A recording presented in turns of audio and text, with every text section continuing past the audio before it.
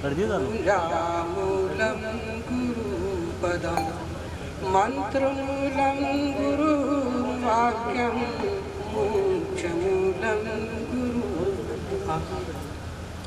गुरु भक्ति कर देते हैं सकल पाप को नाश। जैसी चिंगी आग की भरे पुरानी घाट।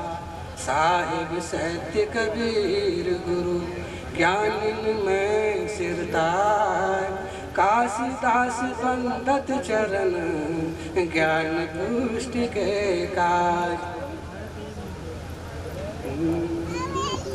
संतन के संग लागे तेरी अच्छी बनेगी। संतन के संग लागे तेरी अच्छी बनेगी। अच्छी बनेगी तेरी बिगड़ी बनेगी। अच्छी बनेगी तेरी बिगड़ी बनेगी। बिगड़ी बनेगी तेरी शक्ति बढ़ेगी। संतन के संग लागे तेरी अच्छी बनेगी। संतन के संग लागे तेरी अच्छी बनेगी। हंस की गति हंस ही जाने। हंस की गति हंस ही जाने। कोई क्या जानकारी तेरी अच्छी बनेगी। संतन के संग लागे तेरी अच्छी बनेगी। संतन के संग कम है तेरी। संतन के संग कम है तेरी। बड़े तेरे भाग तेरी अच्छी बनेगी। संतन के संग लागे तेरी अच्छी बनेगी।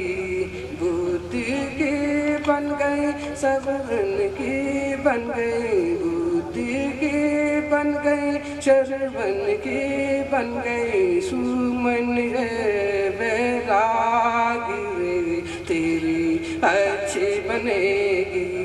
संतन के संग लागे तेरी अच्छी बनेगी। संतन के संग लागे तेरी अच्छी बनेगी। सबरी की बन गई मीरा की बन गई। सबरी की बन गई मीरा की बन गई। भक्ति है अनुरागी तेरी अच्छी बनेगी। संतन के संग लागे तेरी अच्छी बनेगी। कहती कबीर सुनो भाई साधु। कहती कबीर सुनो भाई साधु। गुरु चरण में लागे तेरी अच्छी बनेगी। संतन के संग लागे तेरी अच्छी बनेगी। अच्छी बनेगी। अच्छी बनेगी। बोलो श्री सद्गुरुदेव की जय। अभी हम बुरहानपुर निवासी चंद्रेश्वर साहब से सुन रहे थे। अभी हम हमारे बीच में विराजमान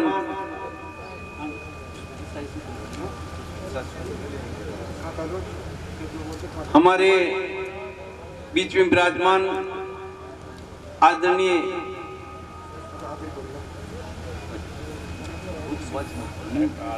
पर्व मना रहे हैं। और मार्च का महीना 1 तारीख से ही शुरुआत जयंती का हुआ। और अब तक जयंती जो 29 मार्च नागचंद जी चित्रोलिया के निवास स्थान नटवारपुरा में मनाई जा रही है बड़ी धूमधाम से। और संख्या में यहाँ दूर दराज से भक्त लोग पधारे हैं, उन सबको बहुत बहुत धन्यवाद। सदगुरु गरीब साहिब जिस प्रकार से सदगुरु कबीर साहिब ने अंधविश्वास और पाखंडवाद के ऊपर प्रहार किया, उसी प्रकार से जिंदा बोध प्रकाश में शब्दों की भरमार है। अभी हम आपकी महिमा सुन रहे थे, संत श्री शिवकर्ण साहिब के शब्द बनाए हुए शब्द के द्वारा बहुत अच्छी प्रशंसा की गई। और आप हम सब जानते हैं सदगुरु गरीब साहिब जी के बारे में कि वे निडर संत थे और निर्भीक होकर ये अपना व्यक्तित्व देते थे और अधिकतर वेद वेदांत की मानंदी के ऊपर बहुत अधिक बोले हैं। अभी आप हम सुन रहे थे, मान कहा नर मान कहा, सत्य न्याय तुझे समझाए रहा। गुरु मुख से उन्होंने ये सब कहा है। और प्रथम जिंदा बोध के शब्द में जो आया है, अब की सदगुरु रहस्य बताएगा, स्वयं प्रकाश अचल पद अनुभव भ्रम निवार समझाएगा कि सदगुरु बंदी छोड़ कबीर साहिब ने बीजक में भ्रम की निवृत्ति करते हुए जिस प्रकार से मुझे समझाया बोध दिया है रतन साहिब ने। उनके गुरु रतन साहिब थे। नीचे नीचे नीचे। तो इस शब्द में जो आया है हमें जानना चाहिए।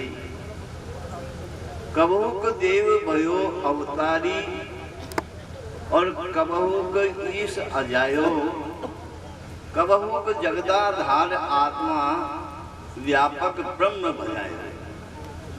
इस दो लाइन के अंदर क्या बात कही है साहिब ने कि ये मानंदी वाले कर्तावादी जो ब्रह्म आत्मा ईश्वर खुदा देवी देवता को दर्शाने वाले क्या कहते हैं कि कबूक देव भयो अवतारी, कि देवता जो है विष्णु के 10 अवतार माने गए हैं।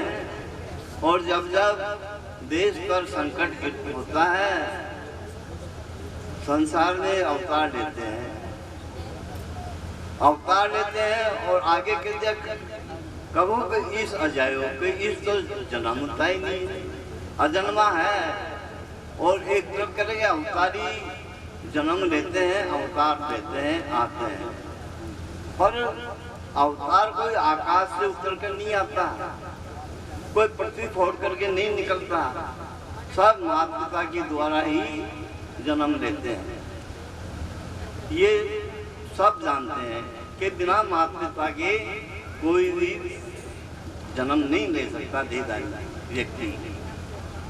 तैया हम तुम एक ही गौ एक ही प्राण व्यापे मोह, एक ही जनी जना संसारा, कौन ज्ञान से भयो निनारा। सदगुरु कबीर साहिब प्रथम रामायण में ये बात कही है।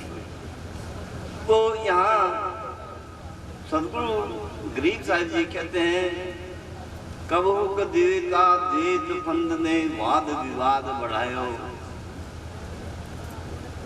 तत्व 80 महावाक्य लक्षणा कर कर भार चढ़ाएगा। इस प्रकार के भारतवर्ष के अंदर दबे हुए लोग भोले वाले जो है उनके चुंगल में फंसे हुए हैं। कभी कहते हैं कि वो तो अद्वैत है, अद्वैत है सर्वम खल्विदम ब्रह्म, ये जगती ब्रह्म है, जगत से ही सृष्टि की उत्पत्ति होती है। ब्रह्म की सृष्टि भी जगत से होती है और जगती ब्रह्म में समाया हुआ है। जैसे बीज से अंकुर, अंकुर से बीज, ऐसे ही ये संसार जगत की उत्पत्ति ब्रह्म से मानी है। तो कबूक कहते हैं कि कबूक देव कबूक देवता वेद पक्ष में वाद विवाद बढ़ाए हुए हैं। ये वाद विवाद आपको हमको देखने को मिल सकता है वेदांतियों का। तो साहिब ने बहुत मुकाबला किया है पंडितों का और वेदांतियों का, खुल करके इनका सत्संग किया था, खड़े होकर के बोलते थे मंच के ऊपर। तो कभी कहते हैं द्वैत और कभी कहते हैं अद्वैत। तो द्वैत कहाँ से आया? जब अद्वैत ब्रह्म सर्वम खलविदम ब्रह्म माना है, एको ब्रह्म द्वितीय नास्तिक, तो फिर द्वैत कहाँ से आया? इस प्रकार से साहिब ने कहा, ललकार आया। ये वाद विवाद बढ़ाते हैं इस प्रकार से।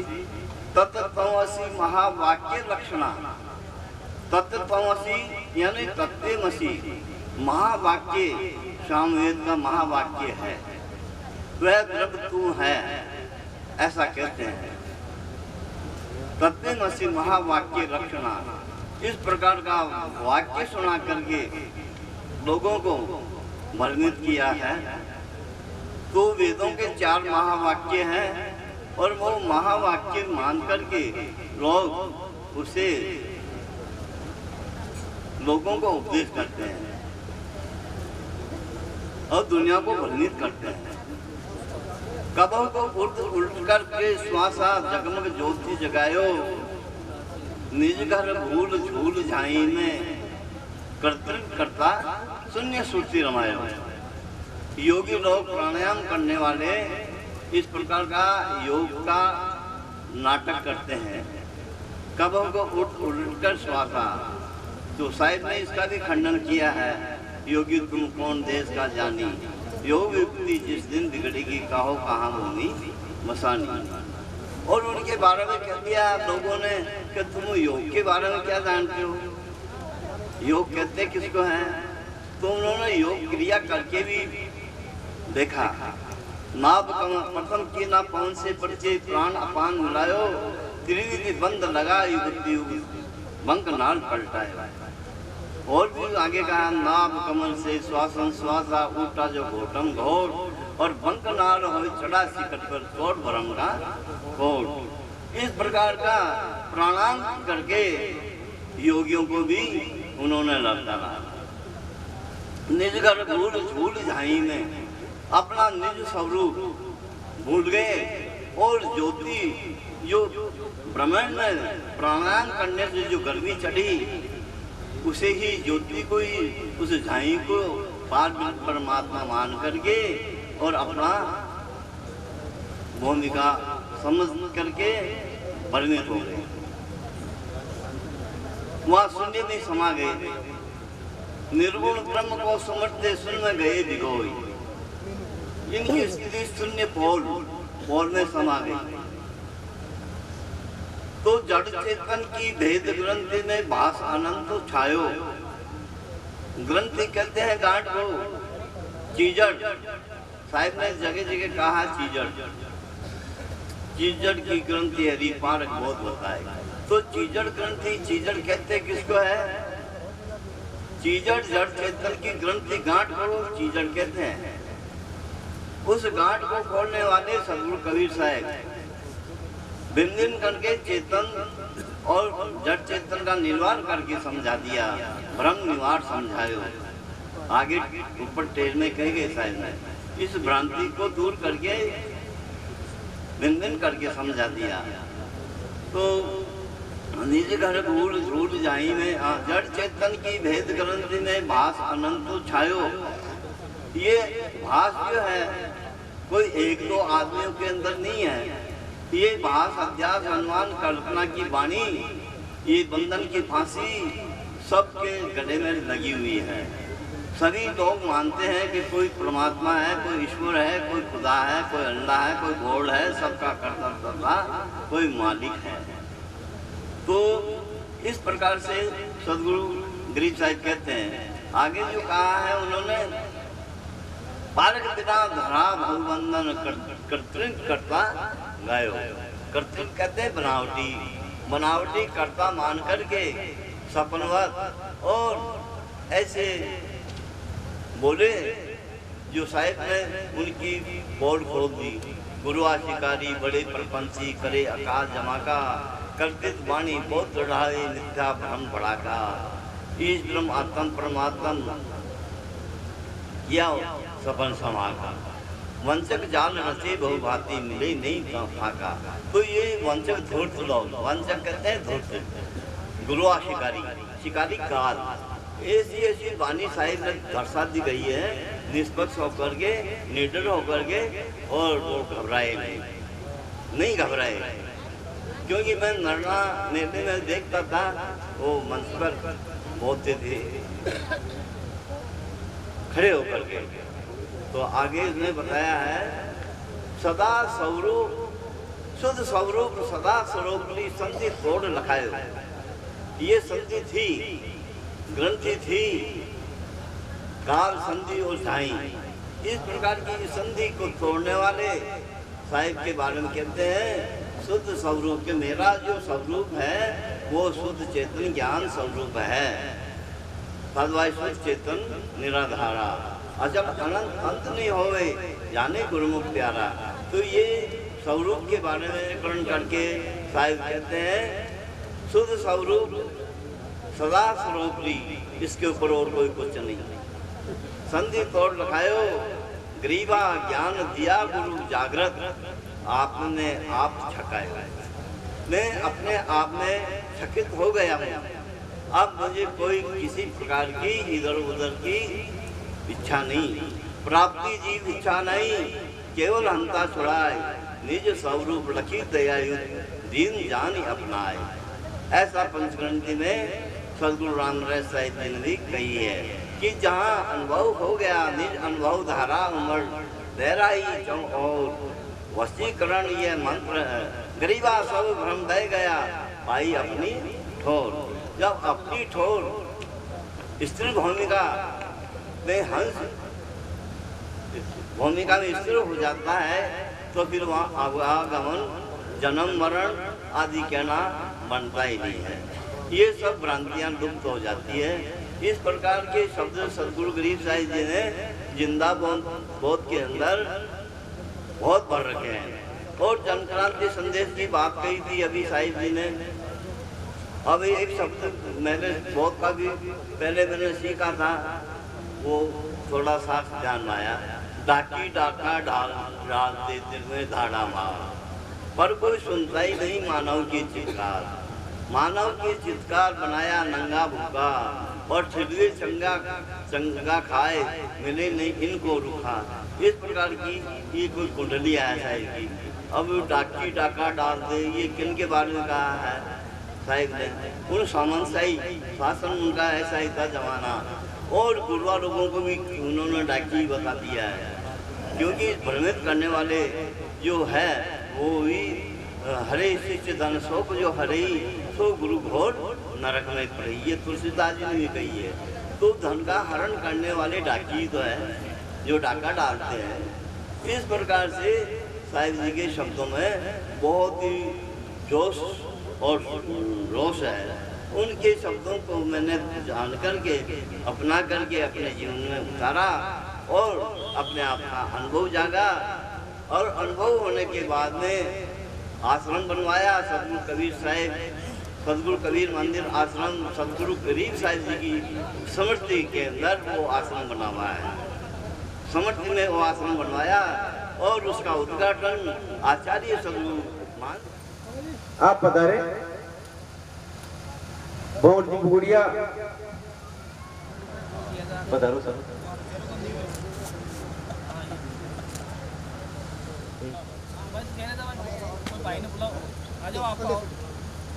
मालजी बेसरवाड़ी है,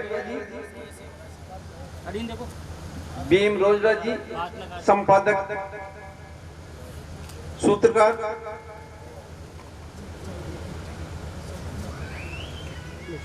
रामचंद्र जी गांधी,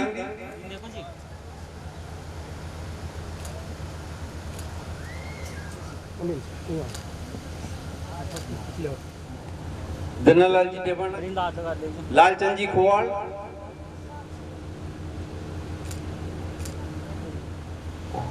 संजय नगर, देखो जी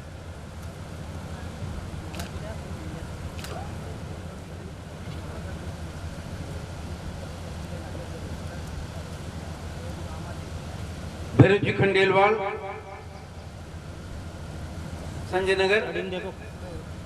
अड़ीन देखो जी, हाथ लगा।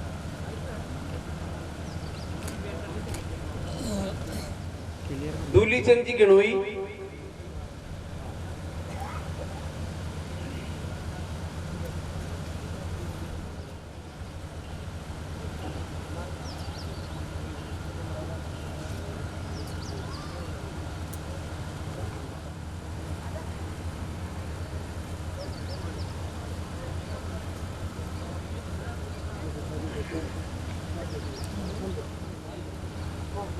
देखो दिखा हाथ लगा, सामान देखो।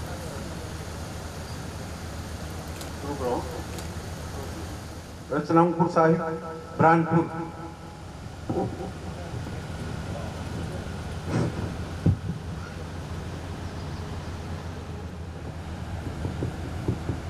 हेलो,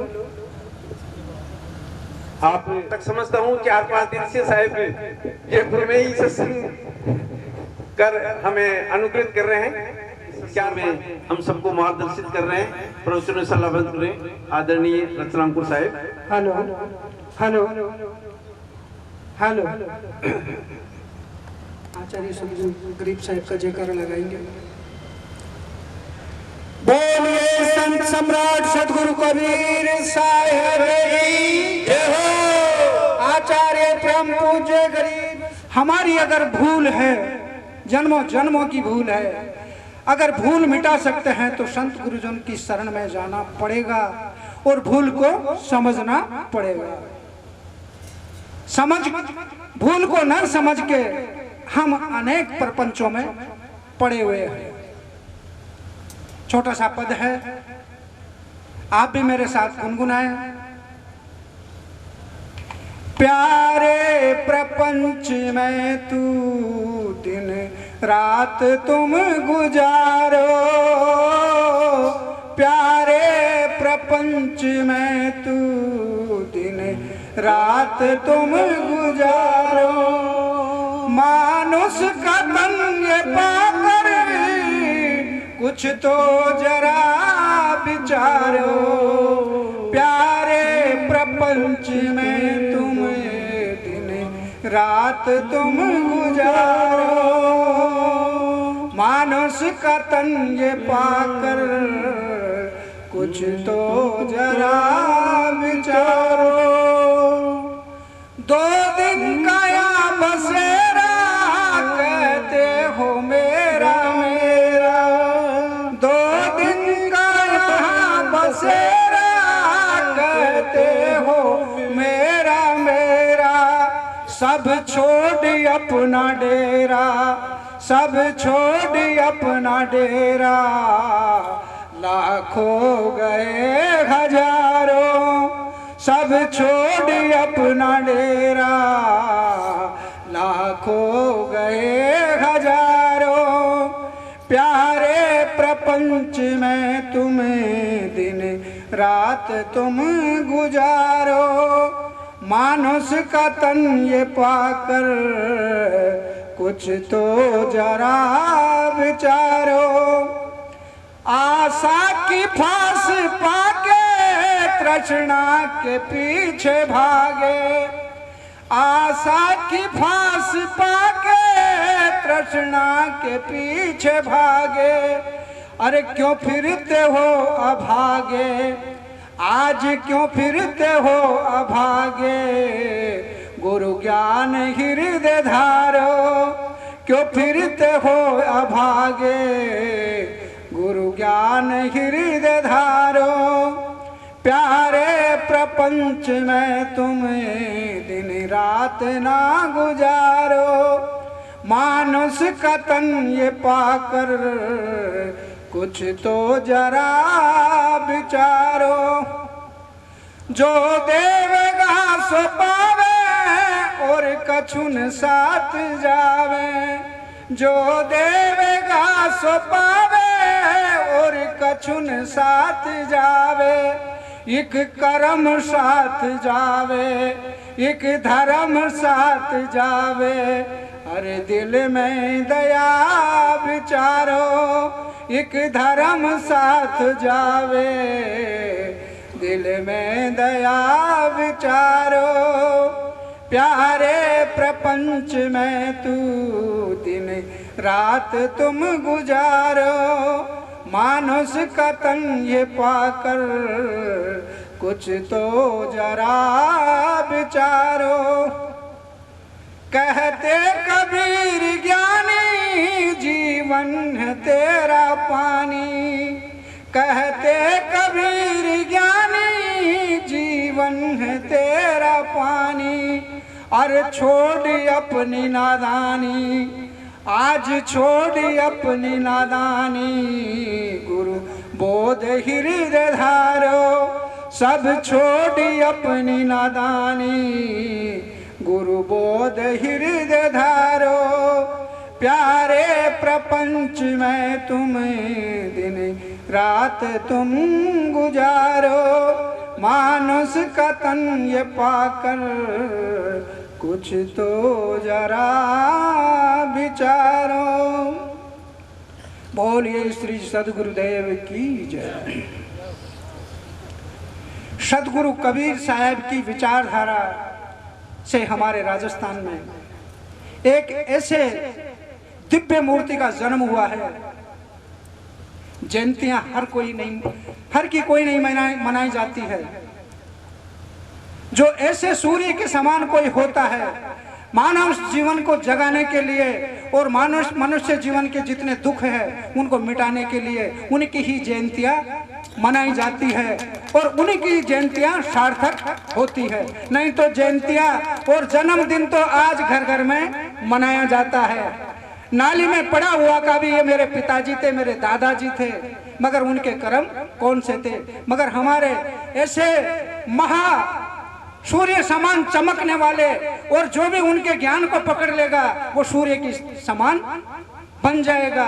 दीपक है ना, दीपक एक दीपक दूसरे को प्रज्वलित करता है और वो अपना जीवन धन्य बनाता है। ऐसे हमारे गरीब साहिब थे, उनके बारे में जितना भी बखान किया जाए वो कम है। उन्होंने एक ऐसा दिव्य ग्रंथ बनाया है जिसकी हम प्रेरणा लेके आज इतने भाई इकट्ठे हो रहे हैं। इकट्ठे किस लिए हो रहे हैं कि हमारे दुख मिटाने के लिए। किस लिए सत्संग करते हैं? सारा संसार न जाने क्या क्या करता है, मगर सत्संग वही करता है जो अपना जीवन का कल्याण चाहता है और अपने दुखों को समझना चाहता है, वही सत्संग करता है। एक रमैनी के ऊपर, एक शब्द के ऊपर मैं कुछ विचार रखूंगा, ज्यादा टाइम नहीं है। हे जीरा अपने दुख ही समार। कबीर साहब कितने मैं रोऊं या जगत को मोको रोवे न कोई, मोको रोवे सो जना शब्द विवेकी कोई। संतों को गरीब साहिब हो या कबीर साहब हो या बाबा साहब हो या बुद्ध भगवान हो, सबको एक ही पीड़ा थी कि हे मेरे मनुष्य जागो और अपने स्वरूप को संभालो। ये संभालो कि मैं कौन हूँ। आज हमें यही पता नहीं है कि मैं कौन हूँ। मैं बना हुआ हूँ न जाने कोई बड़ा, मैं ब्राह्मण हूँ, मैं क्षत्रिय हूँ, मैं शूद्र हूँ, मैं वैश्य हूँ, न जाने क्या क्या बना हुआ है। अन्यथा और अनेक जातियों में बटा हुआ है। पहले इसको ये पता नहीं मैं मनुष्य हूँ।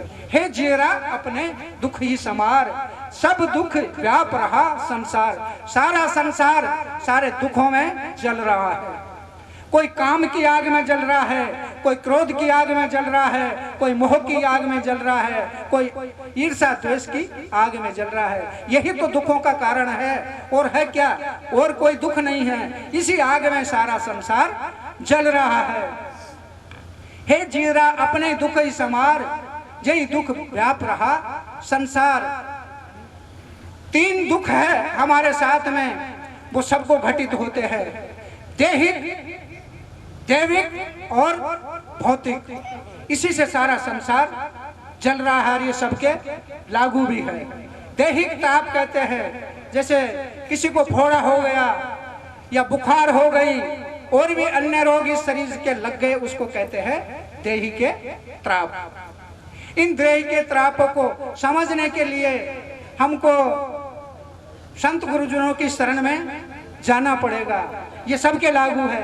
दैविक त्राप कहते हैं, दैविक त्राप कहते हैं जैसे ओले गिर गए, भूकंप आ गया, कहीं आग लग गई, इसको कहते हैं, जिसको कहते हैं कि हमारे ऊपर देवताओं ने कोप कर दिया, तभी तो ये घटना होती है। कहीं पे देखो ओला ज्यादा गिरा दिए, कहीं पे सूखा पटक दिया, इसको दैविक ताप कहते हैं।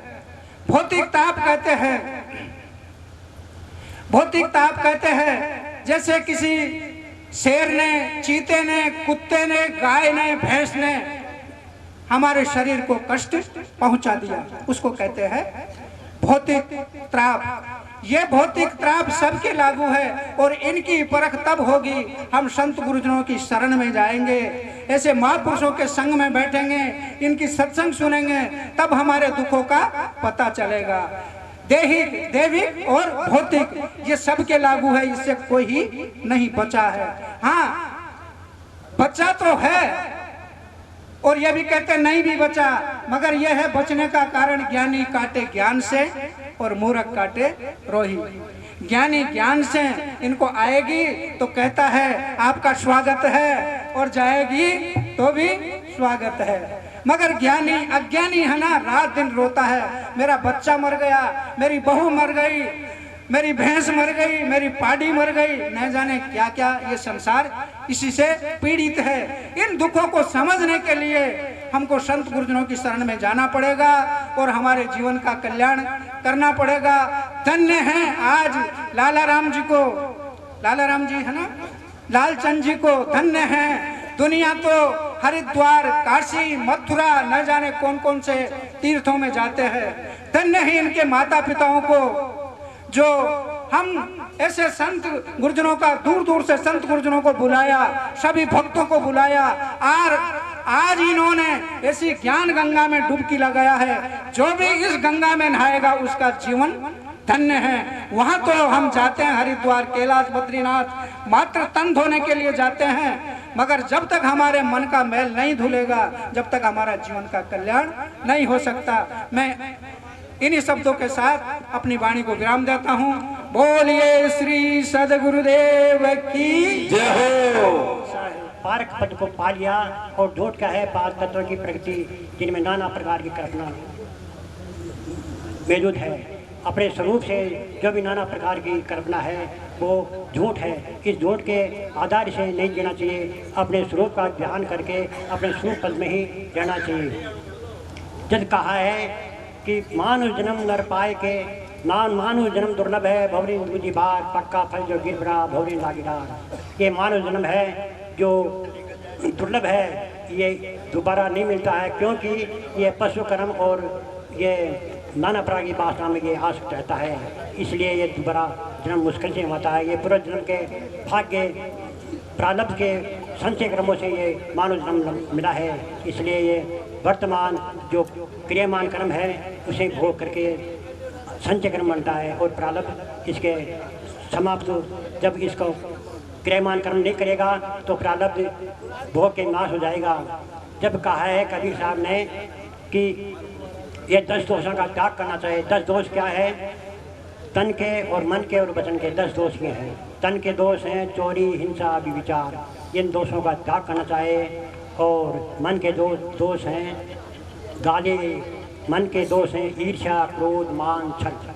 और वचन के दोष हैं ईर्ष्या, मन के दोष हैं तन के दोष हैं मन के, वचन के दोष है गाली, निंदा, झूठ। ये 10 दोष है, इन दोषों का त्याग करना चाहिए और अपने स्वरूप में रहना चाहिए और सत्य को ग्रहण करना चाहिए। जब कहा है पशु कर्मों का त्याग करना चाहिए, भोजन, साधन, मैथुन, निद्रा, भय, मोह, इनका त्याग करना चाहिए, इनको सुधार भी करना चाहिए। जैसे भोजन, साधन और निद्रा का त्याग करना चाहिए, क्योंकि ये भोजन साधन का सुधार ऐसे होता है कि भोजन जैसे मनुष्य का भोजन है, अंकुर फोड़ के दक्षिण में से अंकुर फोड़ निकला है, कोई मनुष्य खाना है, उसी को ग्रहण करना चाहिए। मांस, मदिरा, दारू, भांग, मदिरा, ये नाना प्रकार की कल्पना ये मनुष्य को नहीं करनी चाहिए। ये मनुष्य का है, ये पशु कर्म का ये भोजन है।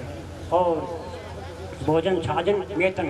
छाजन कहते हैं घर बार कुटिया मंदिर मस्जिद, ये पैरन ओढ़न ये तन रखने के लिए सादा कपड़े चाहिए और अपने आप को पारक करके इनसे विरक्त होना चाहिए।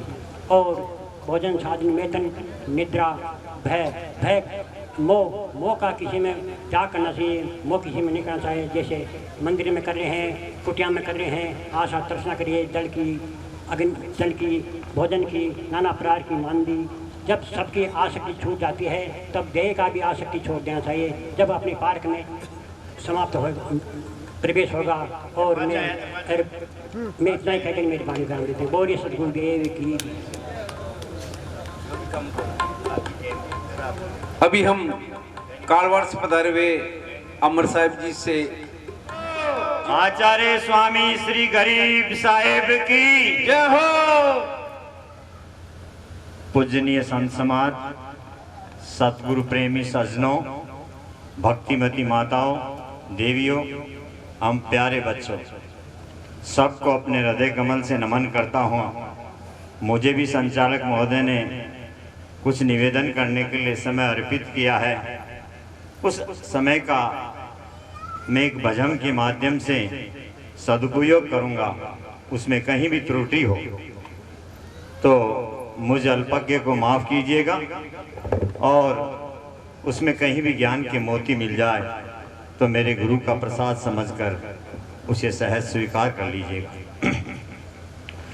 जिन गुरु कबीर कृपाल के सचिद स्वपारक बोध से सब ग्रंथ पंथ अनंत नाना वेश के परिशोध से भ्रमतम फट्यो बहुबे मिट्यो निज पद डट्यो अविरोध से तिन गुरु कबीर महान के मैं पद कंज नमू परमोद से मैं पद कंज नमू परमोद से वह जीवन क्या जिस जीवन में जीवन को मुक्त बना न सके वह जीवन क्या जिस जीवन में जीवन को मुक्त बना न सके वह अज्ञानी अभिमानी है जो मन का मैल मिटा न सके वह अज्ञानी अभिमानी है जो मन का मैल मिटा न सके वह जीवन क्या जिस जीवन में जीवन को मुक्त बना न सके वह जीवन क्या जिस जीवन में जीवन को मुक्त बना न सके वह जीवन क्या जिस जीवन में जीवन को मुक्त बना न सके जो मन बल मद में फूल रहे ऊंचा पद पाकर भूल रहे जो धन बल मद में भूल रहे ऊंचा पद पाकर भूल रहे उसे हम निरर्थक ज्ञान कहे जो सतपथ पर वो बढ़ न सके वह जीवन क्या जिस जीवन में जीवन को मुक्त बना न सके वह जीवन क्या जिस जीवन में जीवन को मुक्त बना न सके जो भ्रमवश भोगासक्त बने और अपने ही मन के भक्त बने जो भ्रमवश भोगासक्त बने और अपने ही मन के भक्त बने जो विषयों से न विरक्त बने जो विषयों से न विरक्त बने सतपथ पर पैर बढ़ा न सके वह जीवन क्या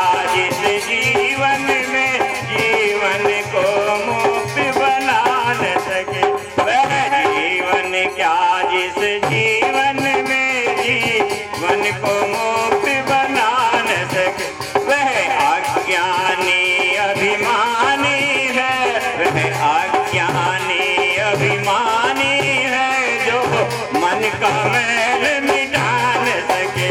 वह अज्ञानी अभिमानी है जो मन का मैल मिटा न सके।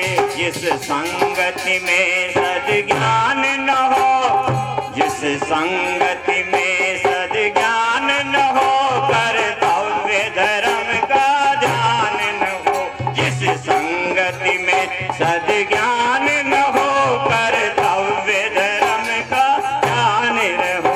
हम उसे कुसंगति क्यों न कहे, हम उसे कुसंगति क्यों न कहे। जो निज पद तक पहुँचा न सके, जो निज पद तक पहुँचा न सके।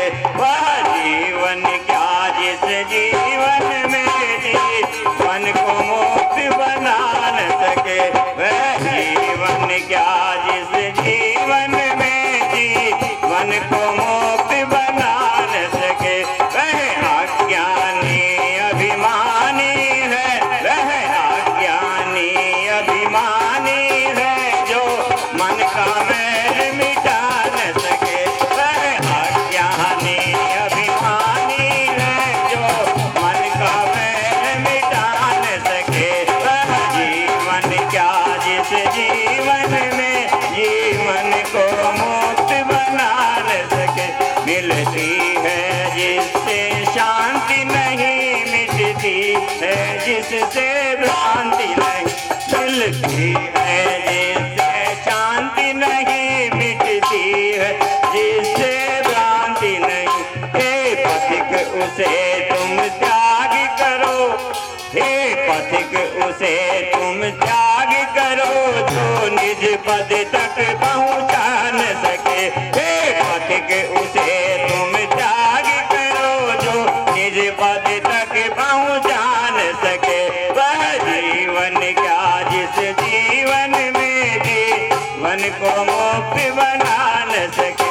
वह अज्ञानी अभिमानी है जो मन का मैल मिटा न सके। वह अज्ञानी अभिमानी है जो मन का मैल मिटा न सके। वह जीवन क्या जिस जीवन में जीवन को मुक्त बना न सके, जीवन को मुक्त बना न सके, जीवन को मुक्त बना न सके। बोले सद्गुरुदेव की जय।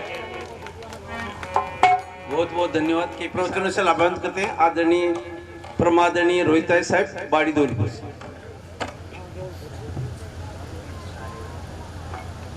पहले सभी भाई बहन मिलकर के एक बार प्रेम से धर्म प्रेमी सज्जनों, माता और बहनों, छोटे बड़े सभी बालक और बालिकाओं, आपको हम सबको यह मालूम है जो सत्संग का आयोजन रखे हैं आचार्य स्वामी गरीब साहब जी की यादगारी में रखे हैं।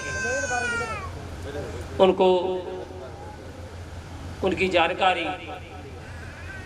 के बारे में जो बड़े बड़े संत और यहाँ के भक्त जी हैं उनके द्वारा हम आप सबको मालूम है। मैं तो आपको पहले छोटा सा भजन सुनाऊंगा, फिर थोड़ी चर्चा रखूंगा। समय का अभाव है और प्रवक्ता और विद्वान ज़्यादा हैं। हर जा दिन तेरा आवे, जा प्राण पवन को छोड़, जा दिन तेरा आवे, जा प्राण पवन को छोड़। और हितु यार सब कुटुंब कबीला बैठेंगे मुख मोड़। और हितु यार सब कुटुंब कबीला बैठेंगे मुख मोड़। सुंदर तन परिवार को प्यारा, तेही देता तोई देश निकार। सुंदर तन परिवार को प्यारा, ते ही देत तोए देसन कारो। अरे अपना तो ये बनावे तेई बैरी बने कठोर।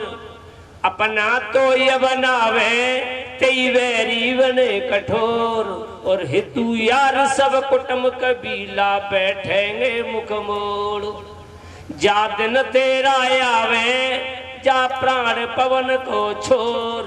हितू यार सब कुटुंब कबीला बैठेंगे मुख मोड़। धन संपत्ति और माल खजाना रत्ती भर तेरे संगन जाना। धन संपत्ति और माल खजाना रत्ती भर तेरे संगन जाना। तेरे बल वैभव का चले ना कोई जोर। तेरे बल वैभव का चले ना कोई जोर। और हितू यार सब कुटुंब कबीला बैठेंगे मुख मोड़। जा दिन तेरा आवे जा प्राण पवन को छोर। हितू यार सब कुटुंब कबीला बैठेंगे मुख मोड़। परमारथ ना परहित कियो नर्तन खोई कारण दियो। परमारथ ना परहित कियो नर्तन खोई अकारण दियो। कहे मनोहर दास कर्म को गो भंडापोर। कहे मनोहर दास कर्म को गो भंडापोर। और हितू यार सब कुटुंब कबीला बैठेंगे मुख मोड़। जा दिन तेरा आवे जा प्राण पवन को छोर। हितू यार सब कुटुंब कबीला बैठेंगे मुख मोड़। रह जाएंगी तेरी माल अटारी संगन जाएंगी प्यारे और प्यारी। रह जाएंगी तेरी माल अटारी संग न जाएंगी प्यारे और प्यारी। संगन जाएंगी प्यारे और प्यारी। अरे जंगल में तो लूटे और डोरा तक ले टोर। जंगल में तो लूटे और डोरा तक ले टोर। और हितू यार सब कुटुंब कबीला बैठेंगे मुख मोड़। बोलो गुरु महाराज की जय हो। देखो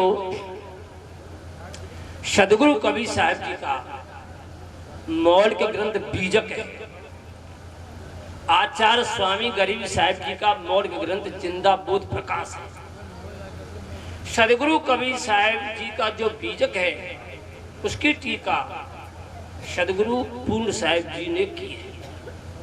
और जिंदा बोध प्रकाश जो सदगुरु आचार्य स्वामी गरीब साहब जी का सदग्रंथ है उसकी टीका सदगुरु अभिलाष साहब जी ने की है।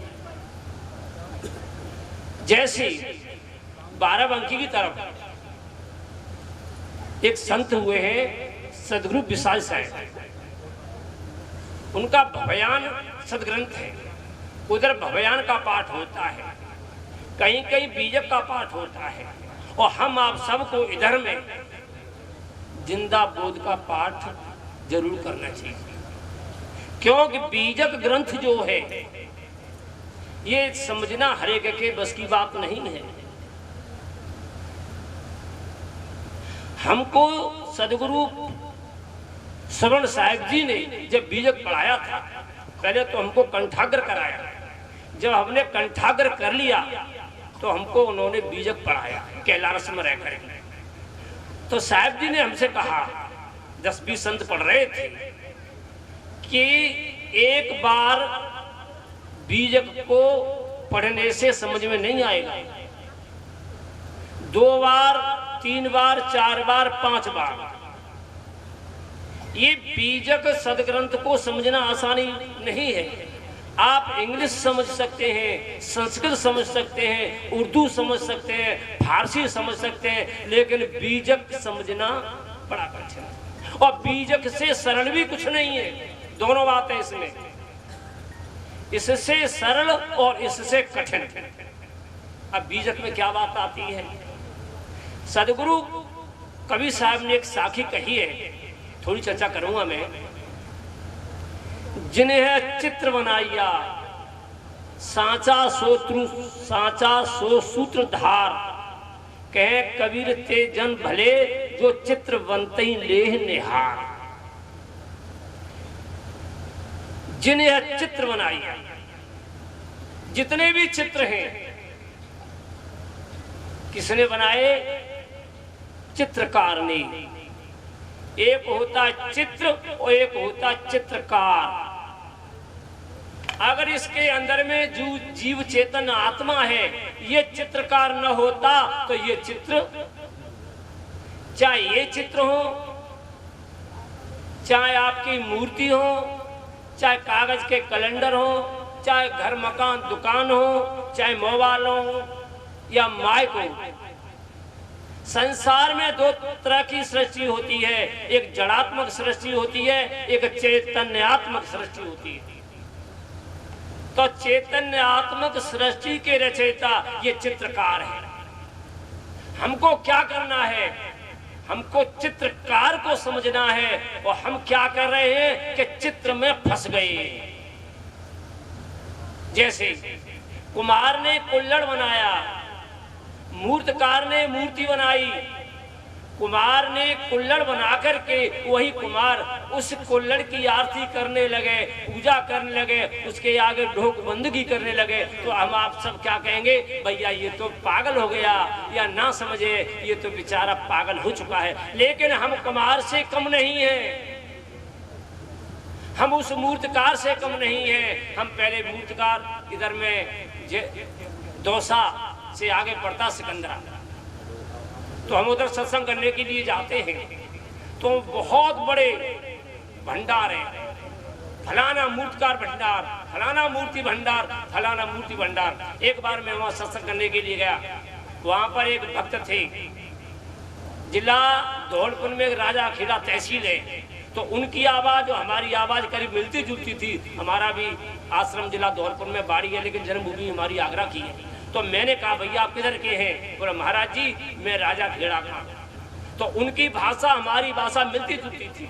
तो वो क्या कर रहा था? ये हनुमान की मूर्ति बना रहा था और मूर्ति के ऊपर जूता चप्पल पहन करके वहां पर उसके मुंह को यह शरीर की ग्रहण कर रहा था और तंबाकू गुटखा खा खा करके उसके चेहरे पर।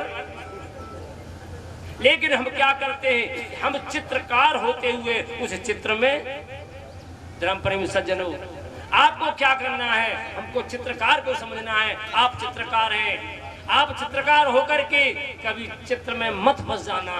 ये शब्द है, ये सब चित्र है।